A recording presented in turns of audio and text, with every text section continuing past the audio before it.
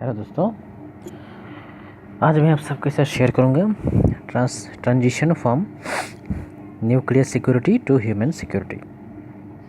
So today I am going to discuss the transition from nuclear security to human security. The security situation from nuclear security to human security. Today we are going to discuss about the nuclear security and the human security. So let's start the discussion. Till the end of the Second World War, there was a obsession with military security. The dropping of atom bomb in Nagasaki and Hiroshima in Japan carried this concept. Is it end of nuclear security? Nuclear power became the most feared and hence respected. It was believed that nuclear security can remove all military threats.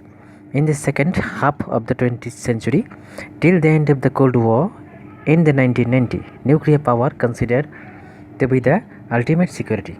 However, as the danger of military conflict can be appreciated, there was realization that the people in security in terms of famine, diseases, drugs, pollution, terrorism, etc. were a greater danger. Besides, it was realized that people welfare should be the ultimate goal, and securing this goal would not only lead to prosperity and peace to people but also lead to effective cooperation among countries. The United Nations picked up this situation to advocate the peace and cooperation for global peace and harmony. The environment became more opportune with the end of the Cold War, and the attention shifted to the need for making the conscientious efforts towards eradication of the poverty and inequalities on the one hand and the promotion of human rights on the other, covering all the basic rights that empower people for good life.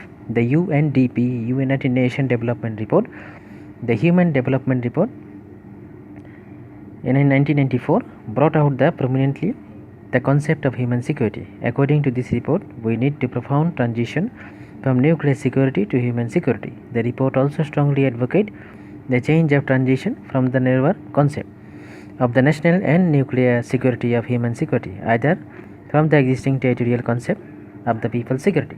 The change is from military and nuclear might and armaments and move towards sustained human development. Sustainable human concept is highly valuable and multidimensional concept. It aims at ensuring the people empowered to work development of a society. As a report, sustained human development is pro people, pro job, pro nature, address the intergenerational and intergenerational equity in order to mobilize the need resources for sustainable human development. For achieving such development, the report recommends some of the fundamental changes. These include the following: foreign assistance, like to a policy of poverty, employment, sustained human development. Point number 2, 1% of donors of GDP to poorest nations as global social security net.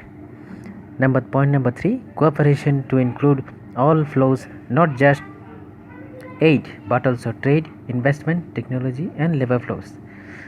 Point number 4, new initiative of cooperation that should be help developing countries in the environmental control, narcotics control, etc. Point number 5, new sources of international funding like global taxation, carbon credit, etc. Point number 6, new framework of governance. Such changes will enable the achieving of sustainable human development, ensuring human security. Now we are going to discuss the criticism of human security. So some experts are criticize the human security. Now we are going to discuss about the criticism of human security. So let's start the criticism of human security concept. Though the concept of human security is overwhelmingly endorsed and supported, there are some criticism also. These are mentioned below. Point number 1, the concept of human security is considered much too broad and inclusive of everything and thus vague, and it is vagueness underwrites its effectiveness. Point number 2, it does not help research community which need empirical and objective data. As per the example, concept like security are not easy to measure.